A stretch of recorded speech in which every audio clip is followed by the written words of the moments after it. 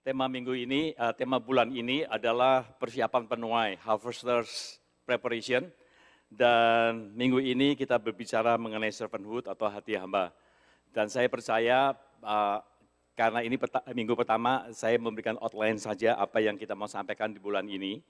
Tetapi pada minggu-minggu berikutnya nanti Dani, Hana, dan Jojo akan bicara mengenai bagaimana sebaiknya menjadi sebagai seorang hamba. Amin, saudara. Satu hal yang saya mau tanya kepada saudara, apakah saudara tahu hari Kamis yang lalu itu hari apa? Ada yang tahu? Hari kenaikan Isa Al-Masih, betul. Dan 10 hari kemudian adalah hari Pentakosta. Mungkin kita tidak merayakan di dalam gereja, yang merayakan kenaikan Isa Al-Masih itu cuma 2, Katolik dan Anglikan. Tetapi tidak berarti bahwa yang tidak merayakan tidak perlu mengenang apa arti daripada kenaikan Yesus, dan juga 10 hari kemudian ada hari Pentakosta, pencurahan Roh Kudus. Karena saya semakin lama semakin percaya bahwa melakukan rencana Tuhan dalam hidup kita tidak akan dapat kita lakukan dengan kemampuan atau skill atau talenta yang kita miliki. Tetapi kita perlu memakai karunia yang Tuhan berikan. Jadi spiritual gift itu perlu di dalam kehidupan kita untuk melakukan apa yang Tuhan mau untuk kita lakukan. Itu nomor 1. Dan nomor 2, saya mau nanya, karena di dalam Alkitab, di dalam Kisah Para Rasul dan seterusnya kita lihat bahwa bentuk daripada pertemuan jemaat gereja itu tidak seperti apa yang kita lakukan sekarang. Cuma satu yang ngomong. Jadi hari ini saya akan tanya beberapa orang dan isi daripada apa yang saudara jawab akan menjadi salah satu bagian daripada sermon hari ini. Amin, saudara. Jangan deg-degan karena jawaban saudara pasti benar. Dan saya mau nanya, siapa di sini yang tidak mau ditanya? Angkat tangan. Jadi semuanya mau ditanya ya? Atau siapa yang hari ini tidak berharap untuk ditanya? Semuanya berharap untuk ditanya. Oke. Jadi saya tanya ya, satu-satu ini yang saya tanya nih. Saya tanya yang paling depan dulu, Terry. Pertanyaannya sama untuk semuanya ya. Pertanyaannya gini, apa yang kau kenal tentang Yesus dan apa yang dia lakukan dalam hidup saudara? Itu. Saudara pasti kenal Yesus dong. Jadi yang saya tanya itu sederhana. Apa yang saudara kenal tentang Yesus dan apa yang dilakukan oleh Yesus di dalam hidup saudara? Gampang kan? Terry, apa Ter? Yang saya kenal tentang Yesus, dia baik, dia luar biasa, dia menjamah hidup saya, dia melakukan mujizat yang besar dalam hidup saya.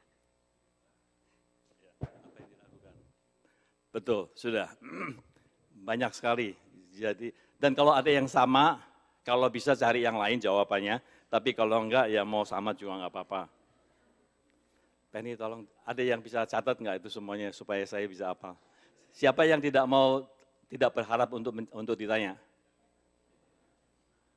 Enggak ada, semuanya berharap untuk ditanya. Jadi tolong dicatatin ya. Marta. Tuhan Yesus melepaskan saya dari pikiran-pikiran lama saya, pikiran-pikiran di mana saya dibentuk dengan duniawi, tapi dia melepaskan saya dari bondage, di mana apa yang dibentuk oleh tradisi, saya sudah dilepaskan. Amin. Amin. Kurniawan. Karena dia senyum sama saya, jadi saya tanya. Jadi tapi tidak berarti kalau saudara melototin saya, enggak saya tanya ya. Yang jelas Tuhan Yesus adalah juru selamat saya. Tuhan Yesus adalah kekuatan saya. Walau waktu saya jatuh, Tuhan angkat saya. Itulah. Wah, hebat-hebat. Pertanyaannya sesuai dengan apa yang saya ingin dengar, yang tidak saya dengar di Michigan. Irene. Baru datang ya? Oke, karena baru datang Citra ya. Tuhan Yesus adalah juru selamat saya. dia banyak mengasah karakter-karakter yang dari dunia dan menjadi seperti Kristus. Amin, amin. Roni.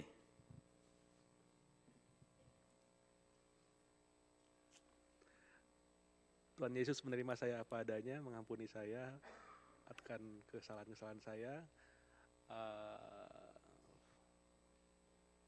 Itu aja. Itu. Harsono. Dia belakang nggak lihat saya soalnya. Jadi sekarang Tuhan Yesus adalah juru selamat saya yang telah melindungi dan membimbing saya dalam kehidupan saya. Oke, thank you. Satu lagi, Dani. Kelihatan, saya lihat sense Anda harus bicara hari ini. Tidak ada kata yang tepat untuk melukiskan Tuhan Yesus, tetapi pengalaman pribadi saya dengan Tuhan Yesus, Tuhan ada di dalam saya dan saya ada di dalam Dia. Dan kata yang tepat adalah manunggal. Amin. Saya nggak nanya dia sebelumnya loh, jadi cuman saya sense Tuhan bilang suruh datengin Dani, katanya. Ya oke, saya datengin. Nanti saya pakai ya, tapi tidak mulai di awal, tapi nanti saya akan sampai ke situ. Kita baca di Yeskiel 34 ayat 23. Oke. Yeskiel 34 ayat 23 bilang, Aku akan mengangkat satu orang gembala atas mereka yang akan mengembalakannya, yaitu Daud, hambaku. Dia akan mengembalakan mereka dan menjadi gembalanya. Jelas sekali bahwa pengangkatan seorang gembala, fungsi seorang gembala itu diberikan oleh Tuhan. Dan di sini dikatakan yang menarik bagi saya adalah bahwa Daud hambaku. Daud hambaku. Nama Daud, kalau saudara baca di Daily Devotion, saya sudah tulis di hari Minggu, jadi kita terusin aja apa yang sudah ditulis di dalam Daily Devotion. Nama Daud itu ditulis lebih dari 1000 kali dalam Alkitab, dan nama lain yang cukup populer, yang banyak juga ditulis adalah Yesus. Tetapi di dalam kata-kata Yeskiel ini dikatakan Tuhan menyebut Daud sebagai hambanya. Dan saya percaya bahwa Daud kelihatannya kalau kita lihat, dia bukan hanya sebagai hamba. Dia adalah raja, dia pernah berstatus sebagai buronan, dia pernah berstatus bekerja di istana Saul untuk menghibur Saul, tapi dia juga raja. Dan rakyat mengeluh-elukan dia bahwa Daud adalah seorang pahlawan, bahwa Daud dikenal sebagai pembunuh raksasa. Saya percaya di sini juga ada orang-orang yang bernama David atau Daud, karena Daud itu terkenal sekali. Tetapi di luar daripada ketenaran atau apa yang dapat dicapai oleh Daud, surga dan Tuhan menyebut dia bukan sebagai pahlawan, bukan sebagai raja, bukan sebagai pembunuh raksasa atau apa saja, tapi Tuhan berbicara dan menyatakan bahwa Daud sebagai hambaku, sebagai hamba Tuhan.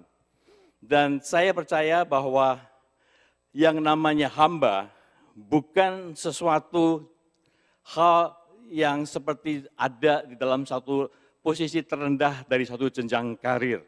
Yang namanya hamba itu bukan juga sebagai fungsi, karena gembala fungsi Daud dipanggil atau diberikan fungsi penggembalaan.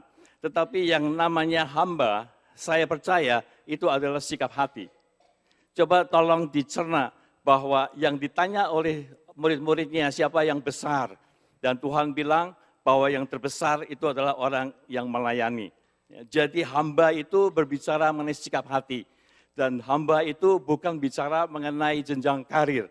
Karena kalau yang namanya jenjang karir, mungkin kita berpikir bahwa karir yang paling bawah, yang paling rendah adalah jadi hamba dulu. Kemudian setelah kita berpendidikan tinggi, setelah kita berprofesi lebih bagus, setelah kita mendapatkan pengalaman kerja dan sebagainya, mungkin kita akan naik jenjang karir kita menjadi supervisor, menjadi manajer atau apa saja. Dan kita berpikir bahwa yang namanya hamba itu adalah yang paling rendah. Kita berpikir begitu. Tapi di Alkitab sangat membedakan antara the great sama yang tinggi. Kita mengacaukan pengertian kita bahwa yang namanya tinggi itu besar. Tetapi Tuhan di sini mengatakan bahwa hamba adalah sikap hati. Your attitude itu adalah sebagai hamba. Dan hamba itu bukan budak. Slavery yang terikat dengan banyak ikatan-ikatan bondage. Tetapi yang namanya hamba itu sikap hati untuk bisa melakukan sesuatu rencana Tuhan kita. Dan kalau menjadi hamba Allah, berarti bahwa kita melakukan rencana Tuhan di dalam kehidupan kita. Amin, saudara. Dan kalau kita pikir, kalau kita cerna, apapun jabatan saudara, apakah saudara dokter, apakah saudara seorang government officer, apakah saudara seorang lawyer, apakah saudara seorang pengusaha, semuanya, kalau saudara cerna betul-betul secara dalam, bahwa mereka itu yang sukses, yang berhasil, adalah orang-orang yang tahu untuk bisa melayani. Untuk orang-orang yang mempunyai hati untuk memikirkan yang terbaik di dalam kehidupan orang-orang lain. Saya masih ingat setelah Perang Dunia Kedua, begitu banyak industri hancur dan lain sebagainya, ada seorang yang habis-habisan, tapi dia mulai berpikir, apa yang dia bisa lakukan buat orang lain. Dan dia melihat istrinya itu pintar masak. Istrinya itu sangat dapat talenta untuk bisa melakukan masak yang baik. Kemudian dia hanya berpikir tanpa memikirkan apakah dia harus cari uang untuk bisnis atau untuk mendapatkan keuntungan. Tapi karena sikapnya, attitude-nya untuk melayani, supaya tetangga-tetangganya itu bisa menikmati juga apa yang dapat dilakukan oleh istrinya.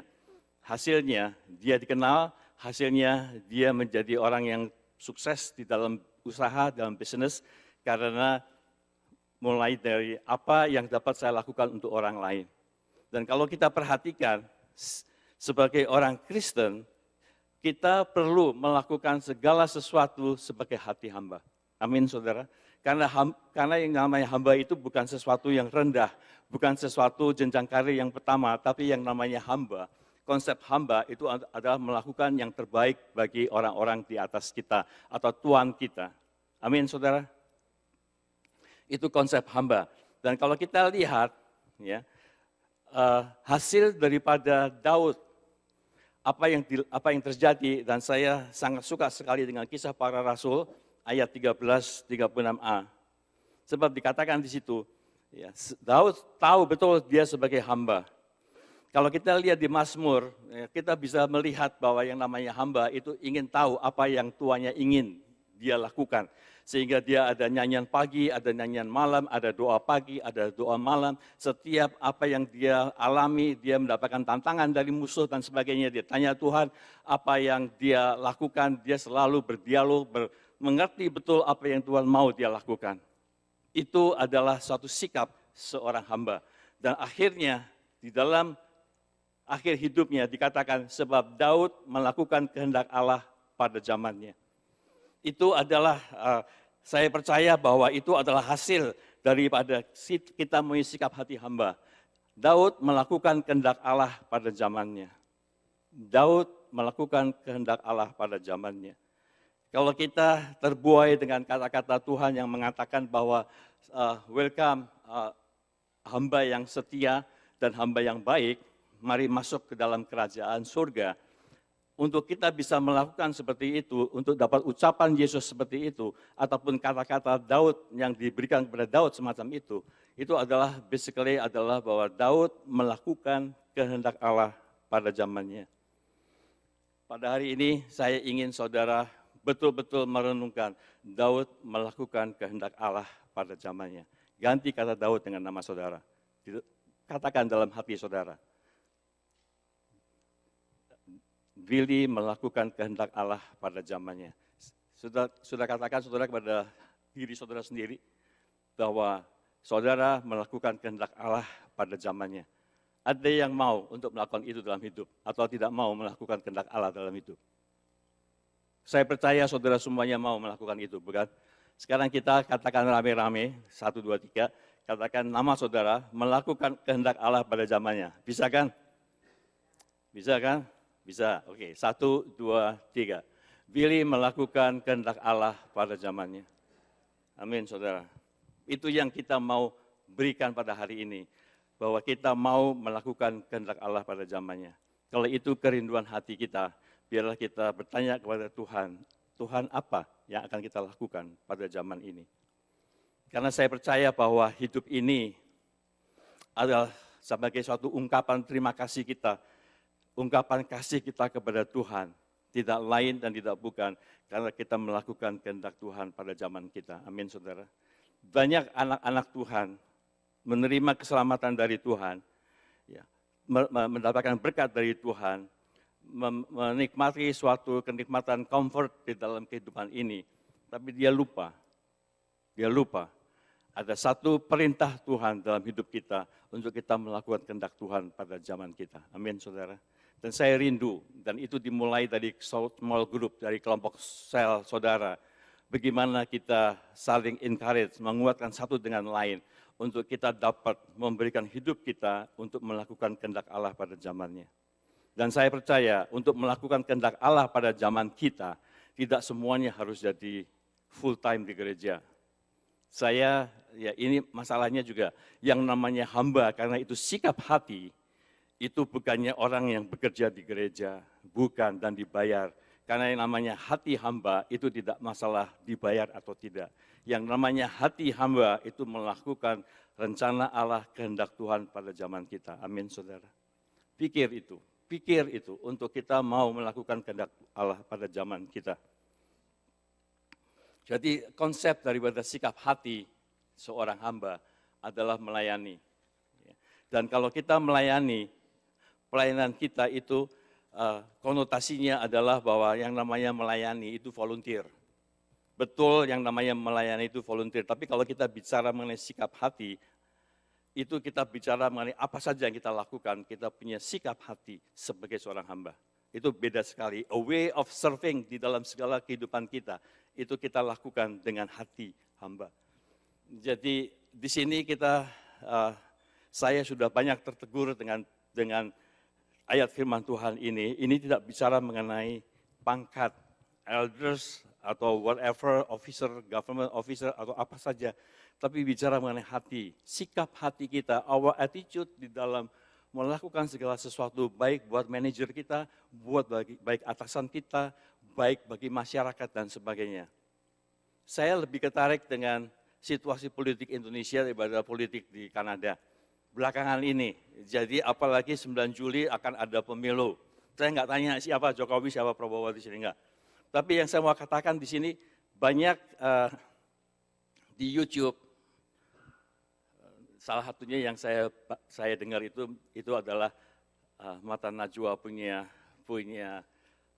pertanyaan-pertanyaan atau interview dengan orang-orang yang dikatakan penebar inspirasi di Indonesia.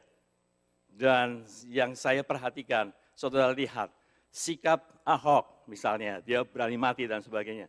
Itu karena dia sudah menangkap esensi daripada seorang yang harus melayani publik. Sehingga dia bilang mau mati pun mau saya. Dia bilang begitu kan. Dan kalau diperhatikan semua penebar inspirasi, sekalipun mereka bukan Kristen, tetapi filosofinya, falsafah hidupnya, prinsipnya adalah prinsip-prinsip Alkitabiah. Mungkin dia tidak tahu, tetapi prinsip itu yang saya lihat terjadi di orang-orang yang dikatakan sebagai penebar inspirasi di Indonesia. Itu aja yang saya mau sampaikan, saya nggak mau sebut banyak nama, tapi kalau saudara mau dengar aja itu Mata Najwa, dia interviewnya keren-keren itu sama orang-orang yang dikatakan penebar inspirasi. Jadi di sini yang saya mau tunjukkan juga, melakukan pelayanan itu bukan untuk meningkatkan jati diri kita. Kita juga di satu sisi kita melakukan rencana Tuhan, tapi di sisi lain kita perlu waspada bahwa melakukan sesuatu untuk Tuhan, melakukan pelayanan, itu tidak untuk meningkatkan jati diri kita. Tidak meningkatkan signifikansi kita, tidak meningkatkan untuk kita bisa dipandang baik oleh orang-orang lain. Nah, makanya di sini saya nggak detailkan di sini, tapi ini biasanya weekend encounter, seminar, workshop, bahwa kadang-kadang kita melakukan sesuatu for the sake of Christ, for the sake of God, tetapi sebenarnya itu adalah untuk diri kita sendiri. Untuk diri kita sendiri supaya dipandang baik dan sebagainya. Jadi, dan itu terjadi kalau hati kita, jiwa kita, emosi kita belum pulih. Sehingga kita mencari sesuatu untuk bisa menanggulangi atau bisa menutupi sesuatu yang masih jelek dalam kehidupan kita. Instead of kita datang kepada Tuhan apa adanya. Saya ingat satu firman Tuhan, ini nggak usah disebut, saya nggak bilang sama Rini. Ingat bahwa draw near to God and He will draw near to you. Mendekatlah kepada Allah sehingga Allah mendekat kepada saudara. Kita mendekat kepada Allah itu supaya kita diberkati, supaya kita tahu rencana Tuhan dan sebagainya, maka Allah mendekat kepada kita. Tapi masalahnya adalah bahwa bagaimana kita bisa mendekat kepada Tuhan, kita lakukan, kita berdoa, kita puasa, kita fellowship, kita ministry dan sebagainya, kita mencoba untuk mendekat Allah. Tetapi rasanya kalau Allah tidak mendekat kepada kita, masalahnya satu sebenarnya, hambatannya. Bagaimana mungkin kita bisa mendekat kepada Tuhan kalau saudara dan saya menjauhin diri kita sendiri. Ini dalam ini. Artinya bahwa di dalam hati kita, di dalam our innermost being, sebenarnya kita tutupi dengan segala performance kita, dengan segala perbuatan baik kita, sehingga dengan penampilan kita yang bagus dan lain sebagainya kita tutupi. Itu yang saya katakan bahwa kita tidak mendekat kepada Tuhan. Karena kita melarikan diri dari Tuhan untuk dibongkar, untuk dibersihkan, untuk dibereskan, dan untuk dikuduskan. Itu artikel di Eagle, saya akan terus sampai di situ kalau saudara ikutin. Tapi satu hal yang kita mau katakan di sini, bahwa untuk mengetahui rencana Tuhan, kita harus bisa mendekat kepada Tuhan apa adanya kita. Kita tidak perlu menutupi segala sesuatu dengan segala pelayanan kita, supaya kita dipandang baik. Ya, jadi pelayanan bukan untuk meningkatkan jati diri, bukan untuk merasa nyaman, bukan untuk merasa baik, karena dipandang orang sebagai orang baik. Melakukan pelayanan dan dilihat orang sehingga mereka memuliakan Tuhan. Itu maksudnya kita melakukan pelayanan. Ya, kita melakukan pelayanan supaya dilihat orang sehingga mereka memuliakan Tuhan, bukan untuk diri kita sendiri. Markus 10 ayat 45. Konsep hamba adalah melayani yang utama. Markus 10 ayat 45 dibaca, karena anak manusia juga datang bukan untuk dilayani, melainkan untuk melayani, dan untuk memberikan nyawanya menjadi tebusan bagi banyak orang. Saya ingat Ahok di sini, tetapi saya nggak bicara soal Ahok ini. Tetapi ini dikatakan ya bahwa Tuhan Yesus sendiri memberikan satu contoh, bahwa hidupnya itu bukan untuk dilayani, tapi untuk melayani dan memberikan nyawanya menjadi tebusan bagi banyak orang. Di situ kita bisa lihat ya bahwa tujuan daripada suatu pelayanan itu buat Yesus adalah memberikan nyawanya menjadi tebusan bagi banyak orang. Artinya apa? Artinya bagi kita, ya siapapun kita, ya, itu adalah melakukan pelayanan sebagai hamba, sikap hati hamba adalah memberikan kehidupan kita, to give life. To give life itu bukan berarti bahwa kita berikan nyawa kita, karena itu adalah kehendak Tuhan buat Yesus. Tapi memberikan kehidupan kita, itu artinya adalah memberikan yang terbaik dari hidup kita. Itu arti daripada memberikan hidup kita, yang maksimal dalam kehidupan kita. Oleh sebab itu, saya percaya sekali bahwa yang namanya hamba yang melayani itu bukan sesuatu jenjang karir, tetapi sikap hati. Kita tidak akan pernah mentas, kita tidak akan pernah lulus, kita tidak akan pernah meninggalkan sikap hati melayani. Dimanapun kita berada, sebagai dokter, sebagai ahli hukum, sebagai presiden, sebagai apapun juga, tidak bisa kita hilangkan sikap hati melayani. Kalau kita mau sukses dalam hidup, that is number one. Bukan untuk mencari uang, tetapi untuk mempunyai sikap hati yang melayani. Ini adalah satu esensi dari kekristenan yang saya tangkap dari kehidupan Yesus yang dikatakan bahwa dia melayani dan memberikan nyawanya menjadi tebusan bagi banyak orang. Artinya, Yesus mencurahkan seluruh hidupnya untuk melayani. Dan karena dari hidup yang diserahkan itu, dari hidup yang sepenuhnya melayani itu, dia menghasilkan hidup bagi banyak manusia. Dasar falsafahnya adalah bahwa kalau kita punya satu sikap melayani dengan sungguh-sungguh hati, maka kehidupan kita, apapun yang kita lakukan, akan menghidupi, akan memberi kehidupan bagi banyak orang. Amin. That is the esensi. Tolong diperhatikan bahwa jangan disamakan yang namanya hamba, yang namanya melayani itu rendah. No, tapi yang namanya hamba yang melayani adalah satu sikap hati yang Tuhan mau untuk kita miliki. Kemudian saya beranjak kepada berikutnya, apa yang diperlukan untuk dapat melayani. Dan yang namanya melayani bukan hanya sekedar di gereja ya, tetapi melayani dalam komunitas saudara, melayani orang-orang di sekitar saudara, melayani dimanapun Tuhan memberikan posisi dan tempat di mana saudara lakukan. Think about it.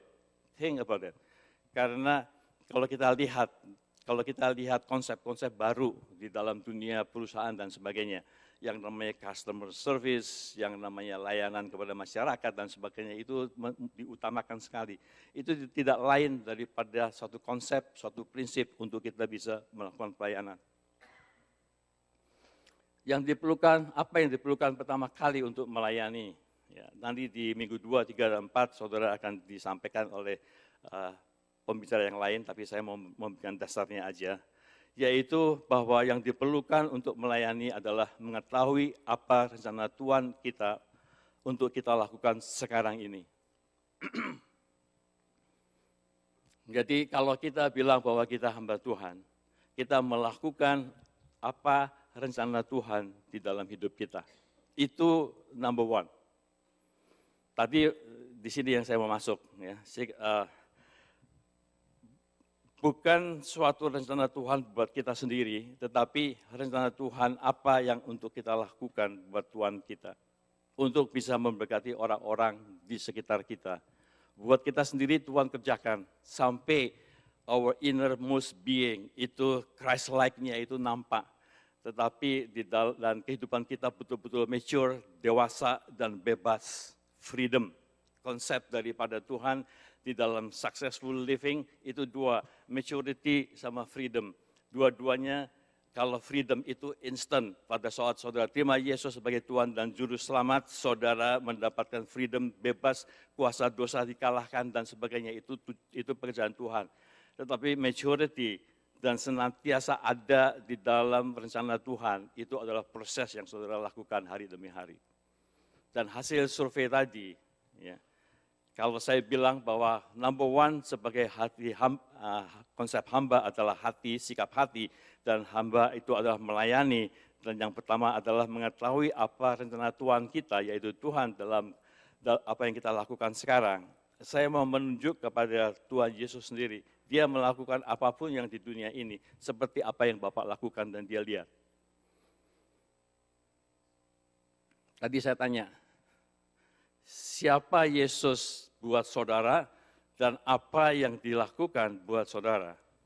Banyak sekali yang berbicara mengenai Jesus today, Yesus hari ini.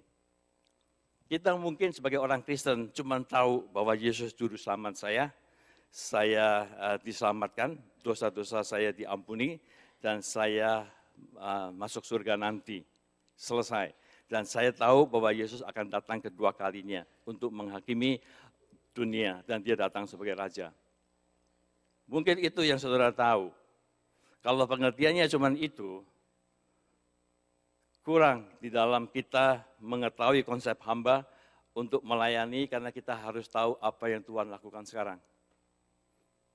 Saya enggak nanya begitu karena saya ingin tahu, apakah saudara relate kepada Yesus sekarang, apakah saudara relate kepada Yesus history dan Yesus yang akan datang.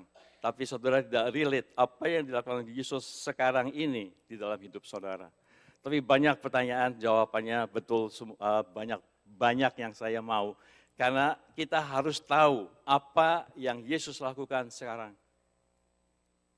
Apa yang Yesus lakukan sekarang itulah yang kita lihat Tuhan kita atau Tuhan untuk kita lakukan di dalam kehidupan ini. Jadi yang saya challenge, yang saya tantang adalah pengertian saudara mengenai apa yang Yesus lakukan sekarang itu akan sangat bermanfaat bagi saudara untuk menghidupi kehidupan saudara hari demi hari sampai Yesus datang kedua kali. Amin, saudara. Apa yang Yesus lakukan sekarang? Tadi sudah dijawab banyak.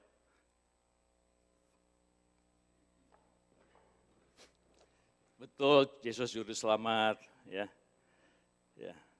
Yesus merubah cara pemikiran saya, Yesus mengangkat saya waktu saya jatuh, juru selamat, mengasah karakter, menerima saya apa adanya, mengampuni, memimpin saya, manunggal. Saya di dalam Tuhan dan Tuhan di dalam saya. Itu kira-kira, saya suka sekali dengan semua jawaban, karena itu berbicara mengenai Yesus hari ini, tapi juga berbicara mengenai situasi dan sikap kita di dalam kehidupan ini. Amin, saudara.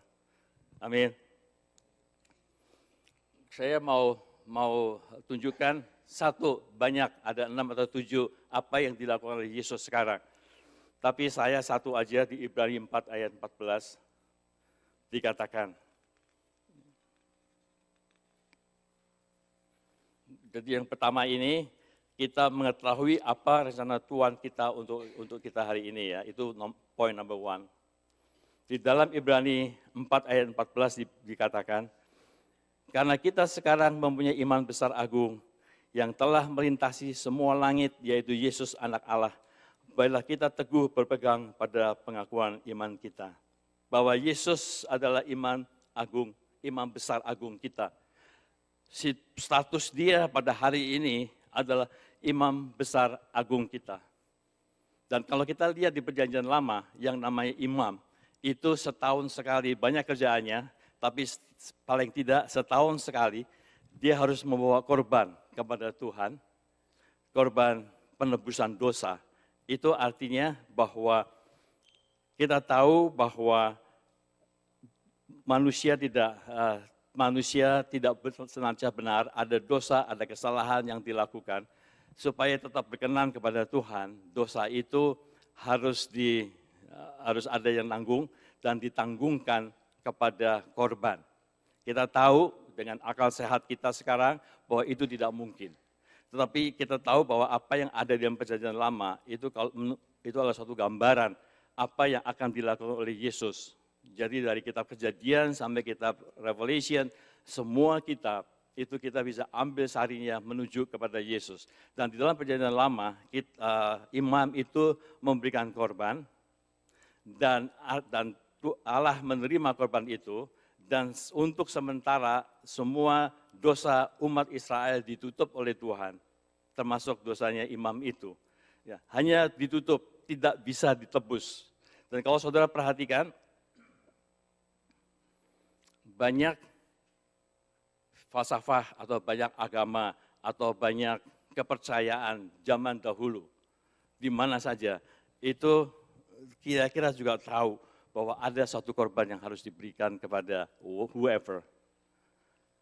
Itu adalah sesuatu yang tertinggal di dalam kekurangan manusia untuk mengerti siapa Tuhan sebenarnya. Tapi dia tahu ada satu korban.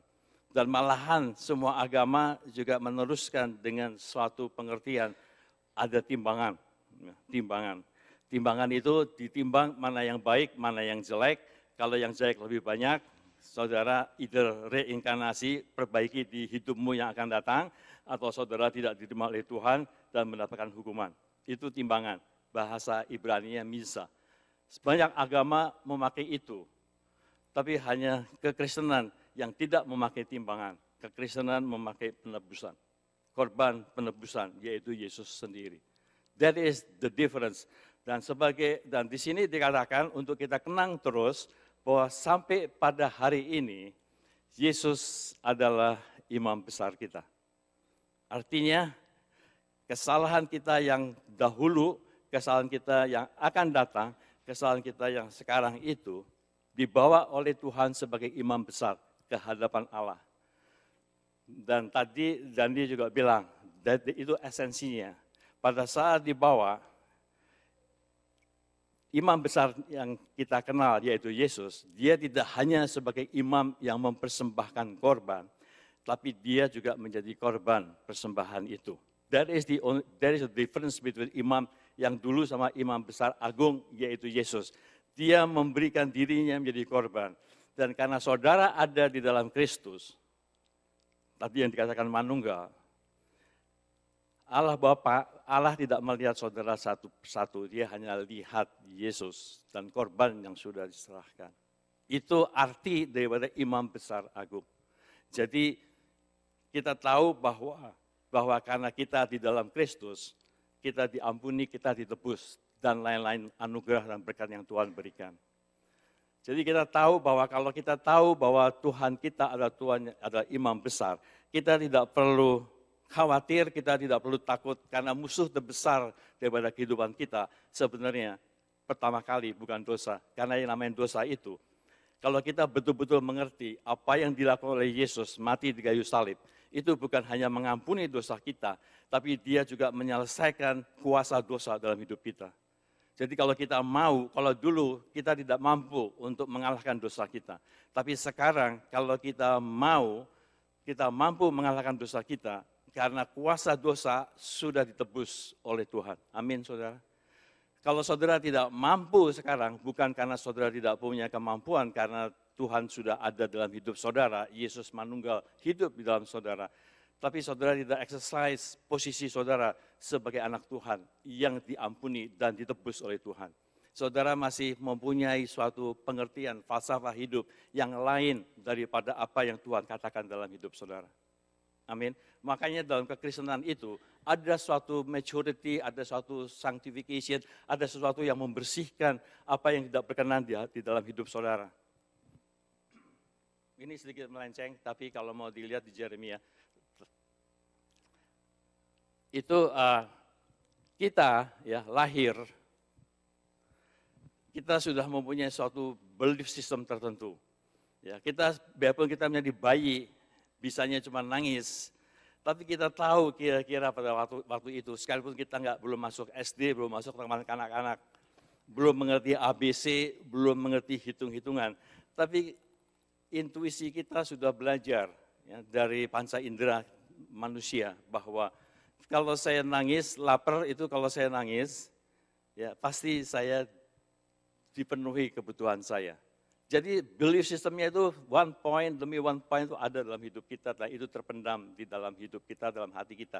Sebagai sesuatu belief system yang kita belajar, termasuk belief system tentang diri kita, siapa kita, apakah kita orang yang tidak berharga, apakah kita salah diciptakan Tuhan, kenapa saya lahir di keluarga miskin, atau kenapa saya laki dan perempuan, itu semua ada di dalam kehidupan kita, dan itu terpengaruh dengan cara dunia.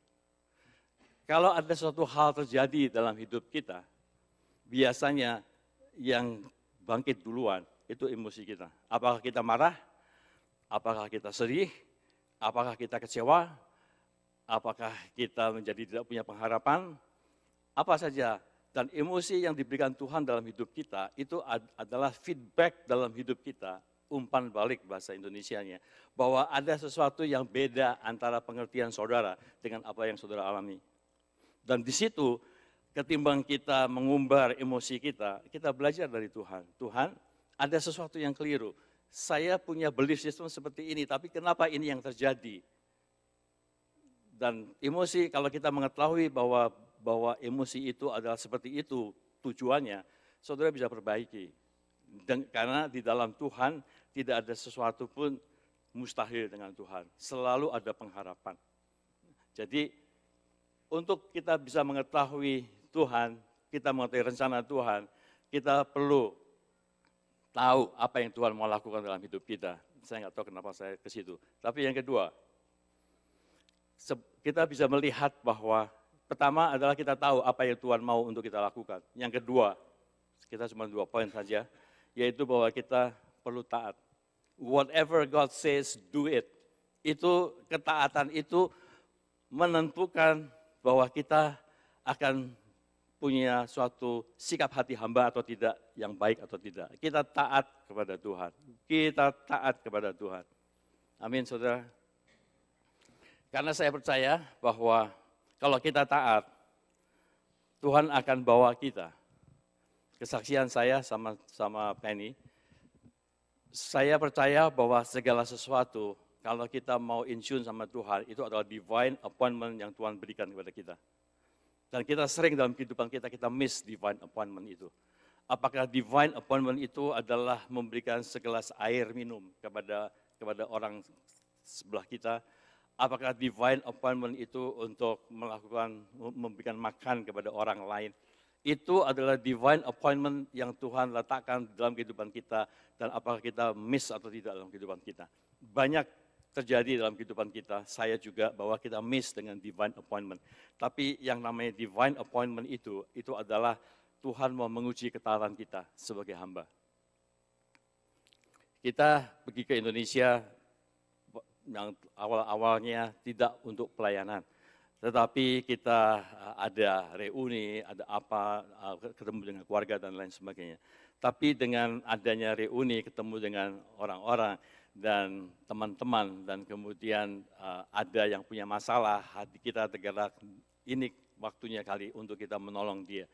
Menolong satu couple, keluarganya dipulihkan, dan dari couple ini kemudian kayak snowball, menjadi beberapa pertemuan, dan akhirnya nggak ngimpi bisa ke Manado. Ya, jadi kita nurut aja apa yang Tuhan lakukan. Karena saya percaya bahwa ketaatan itu kepada Tuhan itu mengundang visi yang lebih besar terjadi dalam hidup saudara. Ya, ketaatan saudara itu mengundang visi yang lebih besar dalam hidup saudara. Obedience invite a bigger vision for your life. Ketaatan itulah yang mengundang visi yang lebih besar dalam kehidupan saudara. Percaya bahwa dengan kita taat sama Tuhan, kelihatan itu kecil, tapi itu akan mengundang visi yang lebih besar di dalam hidup saudara. Amin, saudara. Dan setelah yang itu, ketaatan hanya untuk berdoa buat satu couple, melayani satu couple, akhirnya menjadi suatu pelayanan yang more or less tetap pergi ke Manado.